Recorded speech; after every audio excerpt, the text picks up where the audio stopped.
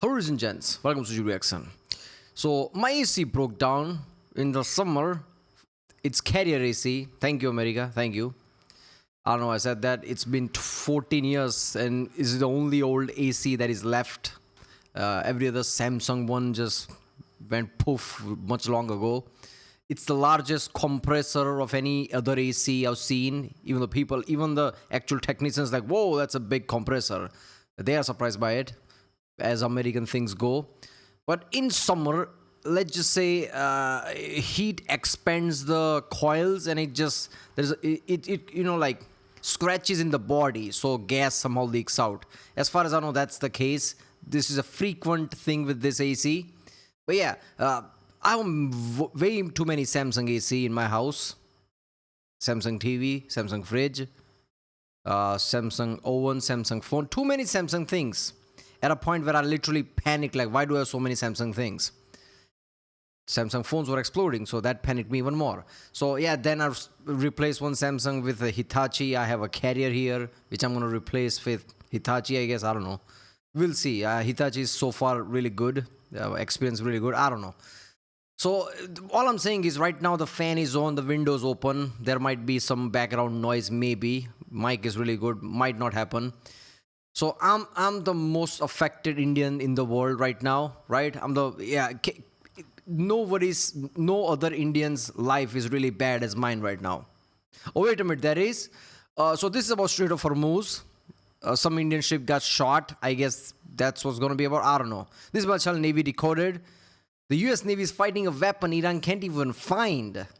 Seems about right. Let's do this one. Strait of Hormuz. Two ships. Two sonar arrays trailing behind them on cables. Same speed, 3 knots. Same mission. Both running at the pace of a slow jog through a corridor that carries 20% of the world's crude oil. That is USS Frank E. Peterson Jr., DDG-121, a $2.2 billion Arleigh Burke guided missile destroyer, and directly behind it, USS Michael Murphy, DDG-112. 3 knots is not a mechanical limitation. It is the precise speed at which the AQS-20 sonar body can build an accurate picture of the sea floor. 3 knots is hunting speed. The negotiations in Islamabad collapsed on April 12th. The ceasefire expires in 9 days. And right now, the most consequential question in global energy markets has nothing to do with what happens at the negotiating table. It has everything to do with what is on the seafloor beneath those two ships. 150 tankers are anchored outside this strait, burning fuel, going nowhere.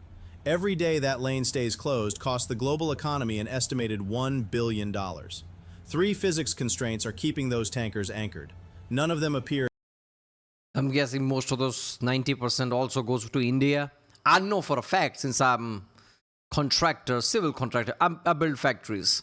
And I know a lot of those factories uses LNG or LPG, whatever you want to call it, to actually produce things. I didn't know that until recently, but there you go. In any ceasefire document. All of them are running on a timeline that has nothing to do with what happens in Islamabad on April 22nd. The Peterson does not wait for negotiations to conclude. It does not accelerate when a deadline approaches. It runs at 3 knots, because 3 knots is what the physics requires. If the equation those two ships are running interests you, subscribe to Navy Decoded. We do not cover the table, we cover the seafloor.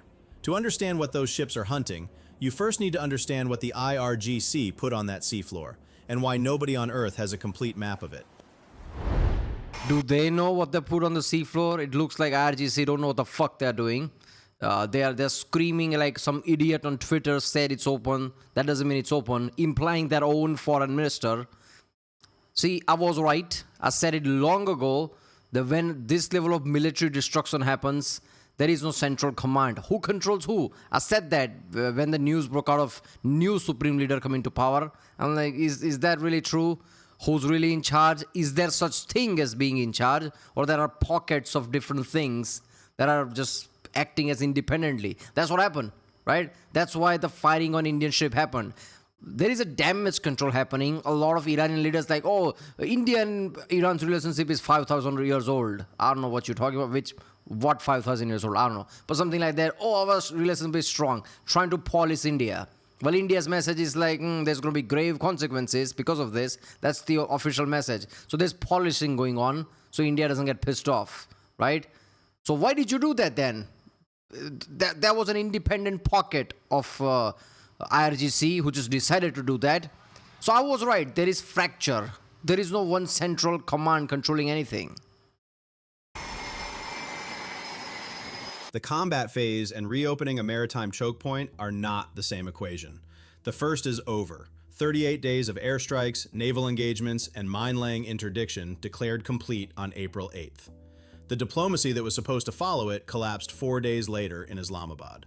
The second equation, reopening the strait, is settled by physics, logistics, and market confidence, and none of those three care about either outcome. Here is what we know. Can you really see ceasefire as a diplomacy? I think diplomacy went out of the window 1.5 months ago. Right now it's a deal based on force, military force. It's not really diplomacy, is it? About how the mines entered the water. Beginning around March 10th, 2026, the IRGC began deploying naval mines in the Strait of Hormuz. Professional mine laying is a grid operation, dedicated ships, GPS coordinates for every device, a numbered chart that maps every mine, and that could, in theory, be handed to a third party for clearance. This was not that. IRGC fast attack boats, small, high-speed, difficult to track, scattered mines across the strait in a decentralized deployment. Speed over precision, volume over accuracy. The goal was to put steel in the water as fast as possible. So what you're telling me, it's like what a child would do. No professionalism, no nothing. There you go. Deal with that shit. Before U.S. forces could interdict the operation. They succeeded in getting mines into the water. They failed to produce a map. U.S. officials have confirmed that Iran likely did not record precise GPS coordinates. Nice, nice. Our brave soldiers. You just won us the war with the mine.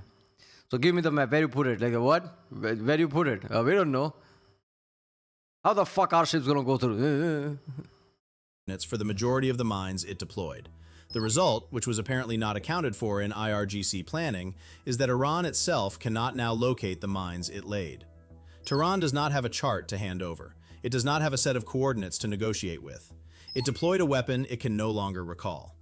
28 mine-laying vessels were eventually intercepted or destroyed, but those intercepts came after They also have the soldiers that they can control. So yeah, it's not just about mines. the mines were already in the water. What those boats dropped, estimated in the thousands, is still down there. The Persian Gulf current has been moving those mines for more than 30 days. Washington also claimed that 97% of Iran's mine inventory had been targeted. The operative word is targeted, not recovered, not neutralized, not removed from the water. This is the problem the war did not solve. Iran built a weapon designed to outlast itself.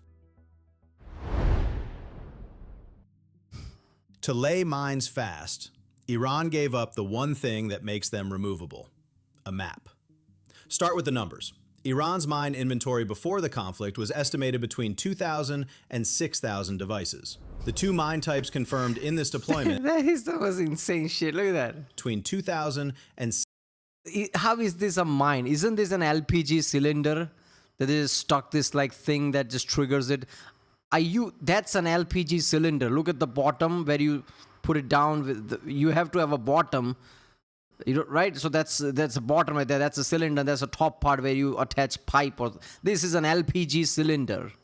If you don't know what that is, because you're too rich and developed country, I guess Google that. It's an LPG cylinder. They just stick this. Like, come on. 6,000 devices. The two mine types confirmed in this deployment are the Maham-3, a deep-water moored influence mine that detonates on acoustic signature without requiring physical contact with a hull, and the Maham-7, a shallow-water bottom influence mine built from fiberglass and glass-reinforced plastic. The Maham-7 is particularly difficult to detect. Its fiberglass casing produces no metallic magnetic return. It sits flat on the seafloor. It does not move. It does not ping. It waits. The fiberglass casing is a physics decision. Steel produces a measurable magnetic signature, a distortion in Earth's field that magnetometers can detect from 30 feet away. Fiberglass produces none. No magnetic distortion, no thermal signature, electromagnetically invisible. The only way to find it is to pass a sensor within feet of its position, one grid square at a time. Now run the intercept math. IRGC fast attack boats carry 2 to 3 mines per sortie. Small load, but they ran multiple sorties per day across weeks of deployment before the intercepts caught up. 28 mine-laying vessels intercepted or destroyed. The number already in the water before those intercepts, estimated in the thousands. The intercepts did not recover mines. They stopped additional mines from going in. Did they had thousands of mines to put inside? Did they had those mines is what I'm saying, because didn't America targeted these depots where mines could be before they could put it in water? Did they had? That's what I'm saying. They could have put thousands of mines, but did they had thousands of mines to put in? I'm pretty sure I remember that America targeted a lot of like mine storage area and things. Ones already deployed remained exactly where they were, and where they were is the problem. A moored mine is tethered to an anchor on the seafloor by a cable. The mine floats at a set depth. In theory, it stays in position. In practice, strong tidal shifts and deeper currents can stress the mooring cable. When a cable fails, which happens in dynamic, shallow water environments over weeks of deployment, the mine becomes a drifting object, unanchored, moving with surface current and wind, unpredictable. The primary shipping lane through Hormuz is approximately 2 nautical miles wide and 21 nautical miles long. That is roughly 42 square nautical miles of navigable corridor that must be assessed. How is fish and big fish, right, not triggering these mines? A shark or something. I mean, are there any sharks here? I don't know. Something big. How are that not triggering this? I don't know. U.S. forces do not know how many mines are in that corridor. Iran does not know. Nobody has a number because nobody has a record. You cannot clear a minefield by working from coordinates. You can only clear it by searching, systematically, repeatedly, at slow speed, with tools designed for a different version of this problem. To sweep mines without risking sailors, the Navy traded speed. And speed is exactly what this operation doesn't have. If you watched our mine warfare breakdown, you know the 4 systems the U.S. Navy built: the ALMDS airborne laser, the AQS-20 towed sonar, the unmanned influence sweep, and the Archerfish precision kill drone. 4 systems, 4 steps: find, scan, detonate, kill, all without a human being in the water. The engineering is real, the capability exists. What changed between that breakdown and today is this: the 4 Avenger-class MCM ships forward deployed in Bahrain, USS Sentry, USS Devastator, USS Gladiator, USS Dexterous, were decommissioned in September 2025. The dedicated hulls built to operate at Hormuz during a mine crisis were retired 6 months before the mine crisis began. The nearest replacements are home-ported in Sasebo, Japan. What CENTCOM has in the Strait right now is USS Frank E. Peterson Jr., DDG-121, and USS Michael Murphy, DDG-112. 2 Arleigh Burke destroyers. They are not mine countermeasure ships. They are guided missile destroyers pressed into an MCM role, deploying modular mine-hunting packages, the MH-60 Sierra helicopter. It's like telling your best warrior to dig a trench. Like, I don't do that. That's what Arleigh Burke destroyers would tell you. Sweep out mines. Do you want me to throw a tomahawk at it? No, you can't do that. So I don't know what you want me to do. Helicopter carrying the laser, the UUV packages, from platforms designed for a different mission. They can do this. It is slower than using dedicated MCM hulls, and in this operation, slow is the central problem. Run the geometry. The AQS-20 towed sonar operates at 3 to 5 knots, the same speed the Peterson is already running. It covers a sonar swath of approximately 600 feet per pass. The primary shipping corridor is 12,000 feet wide. That is 20 overlapping passes minimum for a single lane before neutralization begins.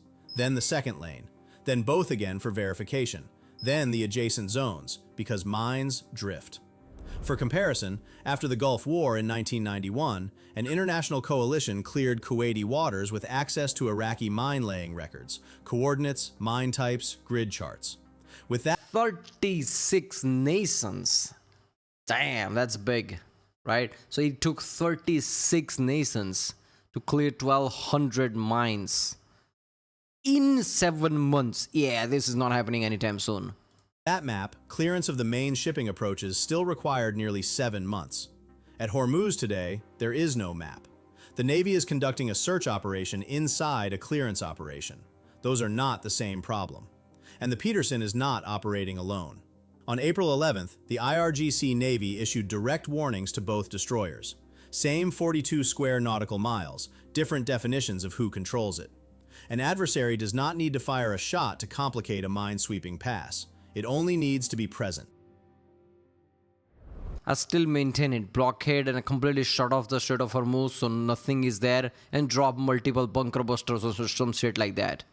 Or maybe throw multiple Moabs with a massive 1 mile diameter. I mean, come on. 3-4 Moabs and I'm pretty sure nothing's left there, including mines. There you go. Mines cleared. Use Jeremy Clarkson approach with a hammer. The technology finds mines. The physics of finding them safely is a different problem. And that difference is what keeps the Peterson at 3 knots. Every mine hunting pass the Peterson makes puts a $2.2 billion hull, slowly, predictably, through terrain that may still contain the weapon it is hunting. Bottom mines sit below laser range. To find them, you tow a sonar body behind the ship. There is no version of this that happens from outside the minefield. Hormuz is 89 to 164 feet deep, the lower threshold of optimum sonar performance. In open ocean conditions, the AQS-20 achieves detection probability near 90% per pass. In shallow water, sound reflects off both seafloor and surface simultaneously, acoustic reverberation that masks small objects. Detection probability drops to 60 to 70% per pass. Not a design failure, a physics constraint. And it means a cleared lane cannot be declared safe after 1 pass, or 2. Each additional pass extends the timeline, and each extension means more time with a $2.2 billion hull in an uncleared corridor. The Mach 7 is not a passive sensor. It is a programmable logic device. Iranian engineers configure what MCM operators call a ship counter, a threshold of acoustic signatures the mine ignores before arming to fire. Set the counter to 5, the mine allows 5 hull signatures to pass and fires on the 6th. The UISS tries to trigger it with a simulated hull. What is this Russian roulette of firing ships? Why do this? That's effed up, not gonna lie. Ignore 5 and 6 one can screw itself. But if the counter exceeds the number of sweep passes, the mine discounts every pass and waits. US forces have no way to know what threshold any individual mine is set to. Every non-detonation pass is ambiguous, neutralized, or the counter is at 4, and the next pass is the 1. When Archerfish neutralizes a mine, it fires a shaped charge designed to rupture the casing without detonating adjacent devices. In a charted field with known spacing, engineers calculate safe standoff. In an uncharted field, every detonation sends a pressure wave of uncertain radius through uncertain proximity to an unknown number of other devices. Each neutralization is a potential trigger. Each verification takes time. Stack these constraints and the endpoint is clear. Some mines survive every sweep, some never respond to the UISS, and a VLCC at 300,000 tons and 14 knots carries energy that dissipates over 2 to 5 nautical miles. The tanker cannot steer around what the clearance missed. It can only trust the clearance, and the clearance cannot guarantee zero. In 1987, in this same strait, the MV Bridgeton struck a contact mine on the first day of Operation Earnest Will, after the US Navy had swept the route. The sweep had missed 1 mine. After the strike, 5 US Navy warships moved into the Bridgeton's wake, behind the tanker. Because the tanker's hull had already struck whatever the sweep had missed, the warships were safer following it than leading it. Guided missile warships using a 414,000-ton supertanker as a minesweeper. Those were contact mines, passive, no counter logic. The Mach 7 is not. See, it doesn't matter if you have money or not, if you're the most leading technology or not. We are living in a time where even average country can have a technology that is annoying. This is 2026, so even the mines like this, 20 years ago, mines would have been much more simplistic. Nowadays, there are complex mines, not to mention unmapped, unmapped area of where the mines could be. That took 7 months. It was all mapped and it was kind of easy, and even that caused issue. Today, how you gonna clear it, man? How long is gonna take? Like I said in one of the videos, Europe is still clearing out World War II mines today. So I don't know, this is just gonna be effed up, man, right? Once something is sparked, stopping fire is nearly impossible. That's what this is. War has sparked, they did drop the mines, even they don't know where the mine is. So Strait of Hormuz is basically effed, that's what I'm gonna say. Like, it's always gonna be risky, passing that through. Three problems that appear to be separate. They are not. They share the same face. And that face is this. Nobody has the authority to declare Hormuz safe. Not the US military. It cannot certify a field it cannot map. Not Iran. It cannot negotiate coordinates it never recorded. Yeah. Not the ceasefire agreement. It addresses political acts, not steel objects on a seafloor. Iran's deployment... Well, if you go by video game logic, where you put a mine somewhere and somebody accidentally walked on it, now everybody's angry at you. I think that's the logic should be there. You drop the mine, you take the responsibility. It's your problem. You didn't map it, right? Strategy, whether by design or chaotic execution, produced a weapon extraordinarily difficult to recall. The tactical goal was to put steel in the water fast. The strategic consequence, possibly unintended, is that the weapon outlasted the war that created it. The mines were deployed in days. The reversal will take months. And the reversal cannot be compressed by political pressure, because the mines do not receive political pressure. This is the inversion that the convergence reveals. Iran lost the military campaign, but the mines are still fighting. They were not defeated at the ceasefire table because they were not invited to the ceasefire table. They are not represented by any government. They are not bound by any agreement. They answer to one variable only, the acoustic signature of a hull passing overhead. Washington declared the war over. The Mach 7 does not know. It was not informed of the ceasefire. It has no radio, no receiver. I don't think Iran was informed or anyone in IRGC was informed of the ceasefire because clearly they broke it. No chain of command. It is a piece of fiberglass and explosive on the floor of the Persian Gulf, and its rules of engagement have not changed since the day it was deployed. It will function exactly as designed, for months, possibly longer, because no mine in the history of warfare has ever surrendered. If you Why put so much poetical spin to this? It's mine, man. It explodes. It goes boom. Yeah, of course. Yeah, it's a problem. Respect the crew running this mission, 2 destroyers crawling at 3 knots through the world's most important shipping lane, hunting a weapon designed to be unfindable. Drop proud in the comments below. Subscribe to Navy Decoded, because this strait has at least 2 more equations before any tanker captain clears the inbound lane. USS Frank E. Peterson Jr. is still in the strait, still moving at 3 knots. Every pass of the helicopter laser, every tow of the sonar body, every drone dive is mapping terrain that was deliberately made unmappable. The problem is not the people running the operation. The problem is the problem. And the problem was designed to be this hard. Here is the actual operational decision that determines when 20% of the world's oil starts moving again. How many ships need to transit Hormuz without incident, after clearance is declared, before a tanker captain trusts the math? Before his insurance broker underwrites the voyage, before the owner of a $150 million hull and 2 million barrels of crude decides the residual risk is acceptable. There is no fixed number. The market runs its own algorithm: incident rate, cargo value, insurance premium per voyage. The algorithm is real, it just does not publish its threshold. And the market is watching the first post-clearance transit with the same attention it gave the Bridgeton in 1987, because it remembers what happened when that transit went wrong, and what happened to traffic in its wake. Yeah, insurance algorithm isn't some extremely accurate thing. It's mostly like Apple math. Come up with whatever number you can and add 200 to it. There you go. So it's usually panicky. Oh my God, it's a problem. It's like it will cost 2 million. You know what? Let's make it 20 million. That's what it's going to cost. There you go. That's how insurance go. Yeah. Why the US Navy is fighting a weapon, mines, Iran can't even find. I would say it's not mines, it's their own soldiers. It's IRGC itself, but okay. Because clearly they are not in control of anything, right? Pockets of IRGCs fighting with each other, I guess. I don't know. But yeah, mines is also an issue. This is my channel, Navy Decoded. If you like my reaction, don't forget to subscribe, and I'll see you next time.